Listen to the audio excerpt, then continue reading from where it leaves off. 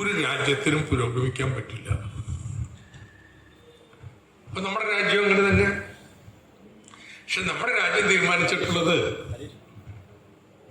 സാങ്കേതിക വിദ്യ വേണം, അത് വേണം, ശാസ്ത്രം വേണം, ശാസ്ത്രബോധം വേണ്ട എന്നത്. അതാണ് നമ്മുടെ രാജ്യം തീരുമാനിച്ചത്.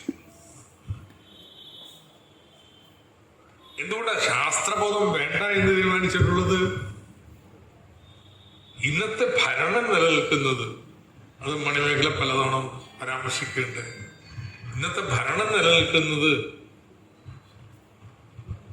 പുരാതന അന്ധവിശ്വാസങ്ങളെയും രീതികളെയൊക്കെ പുനരുജ്ജീവിപ്പിക്കുന്നതിന്റെ അടിസ്ഥാനത്തിലാണ്. ഹിന്ദുത്വ വർഗീയതയുടെ അടിസ്ഥാനത്തിലാണ്. അതുകൊണ്ട് ശാസ്ത്രബോധം പറ്റില്ല, എന്നാൽ ശാസ്ത്രം വേണം, ശാസ്ത്ര സാങ്കേതിക വിദ്യ വേണം. അപ്പോ ഇത് സംബന്ധിച്ച് നമുക്ക് ഒരുപാട് തമാശകൾ കേൾക്കുന്നുണ്ട്. ഏറ്റവും കൂടുതൽ ചിരിക്കുന്ന തമാശ നമ്മുടെ പുഷ്പവിമാനം പറഞ്ഞിട്ട് അന്നേ ഈ വിദ്യ നമുക്കുണ്ടായിരുന്നെന്നൊക്കെ പറയുന്ന പോലെ, അല്ലെങ്കിൽ കൗരവന്മാര് ബയോടെക്നോളജിയുടെ ഉൽപ്പന്നമാണെന്ന് പ്രധാനമന്ത്രി പറയുമ്പോൾ എന്താ? ഇതുപോലെ എത്ര എത്ര എത്ര ചരിത്രത്തെ വളച്ചൊടിക്കലും അന്ധവിശ്വാസങ്ങളൊക്കെ ശാസ്ത്ര സത്യം പോലെ അവതരിപ്പിക്കലും. അങ്ങനെ ശാസ്ത്രം വളരുമോ? ഇല്ല.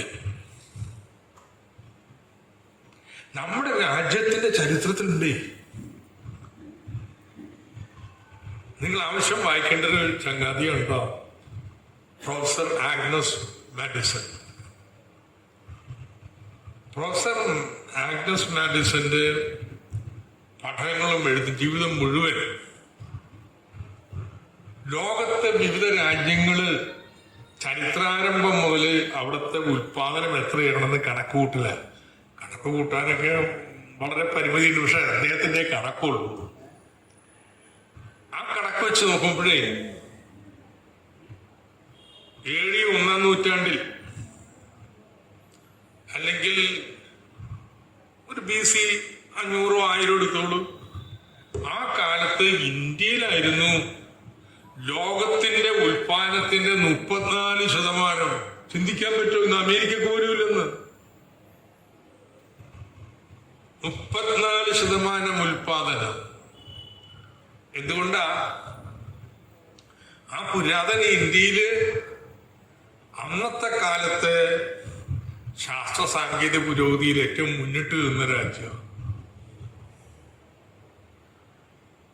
നമ്മുടെ കേരളത്തിൽ പോലും വായിച്ചിട്ടില്ലെങ്കിൽ എല്ലാ പരിഷത്തുകാരും വായിക്കേണ്ട പുസ്തകം നമ്മുടെ മലയാളി ജോർജ് വർഗീസ് എഴുതിയിട്ടുള്ള, the crest of the peacock എന്ന് പറയുന്ന പുസ്തകം. The crest of the peacock കേരളത്തിലെ ശാസ്ത്ര ഉന്നതിയെക്കുറിച്ചാണ്. കേരള സ്കൂൾ ഓഫ് മാത്തമാറ്റിക്സ് അന്നത്തെ കാലത്ത് ഏറ്റവും ഉയർന്ന നിലയിൽ നിന്ന് അവിടെന്നാ ഈ കേരളത്തിൽ നിന്ന് പലതും പോയിരിക്കുന്നതെന്ന് അദ്ദേഹത്തിന്റെ വിശകലനം. ആയുർവേദം, പിന്നെ മെക്കാനിക്സിന്റെ നിയമങ്ങൾ, അല്ലെങ്കിൽ മോഹൻജദാരോയിൽ തന്നെ നമുക്ക് വണ്ടി ചക്രം കണ്ടുപിടിക്കണ്ടേ, വണ്ടി പോലെ. അത്രയും അടിസ്ഥാന ലോഹ നിർമ്മാണം അല്ല, പെറുക്കിത്തിനികളല്ല മോഹൻജദാരോക്കാര്. സോ ലോകത്തിന്റെ 34% ഉൽപ്പാദനം നമ്മുടെ രാജ്യത്തായിരുന്നു. അതിനടിസ്ഥാനം ഈ ശാസ്ത്ര സാങ്കേതിക വിദ്യയിലെ ഉന്നതിയാണ്. അത് നമ്മൾ പറയേണ്ട കാര്യമാണ് കേട്ടോ. അത് BJPക്കും മറ്റവർക്കും വിട്ടുകൊടുക്കേണ്ട കാര്യമല്ല, നമ്മൾ പറയേണ്ട കാര്യം. പക്ഷേ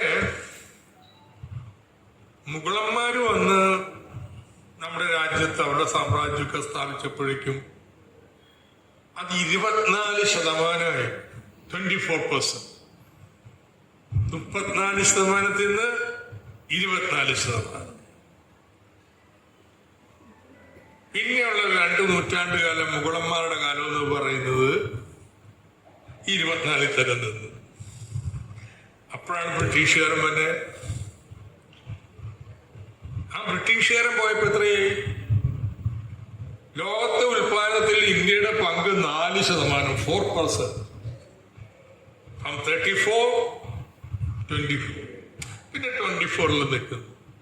പിന്നെ 24 ഇത് 4%. എന്താ സംഭവിച്ചത്? നമ്മുടെ ശാസ്ത്ര സാങ്കേതിക പാരമ്പര്യത്തിന് എന്ത് പറ്റി? ഇന്ന് ഹിന്ദുത്വവാദികൾ പറയാൻ ശ്രമിക്കുന്നത് പൗരാണിക മഹത്തായ ഇന്ത്യ അത് ഈ മുസ്ലിം ചക്രവർത്തിമാരും അവരൊക്കെ വന്ന് അത് നശിപ്പിച്ചു എന്നുള്ളതാ. അല്ലെന്ന് അവരുടെ ഭരണം ആരംഭിച്ചപ്പോഴേക്കും 24%. പിന്നെ ബ്രിട്ടീഷുകാർ വന്നതിന് ശേഷം കുറഞ്ഞിട്ടുള്ളൂ. എന്താ കാര്യം? ജാതി.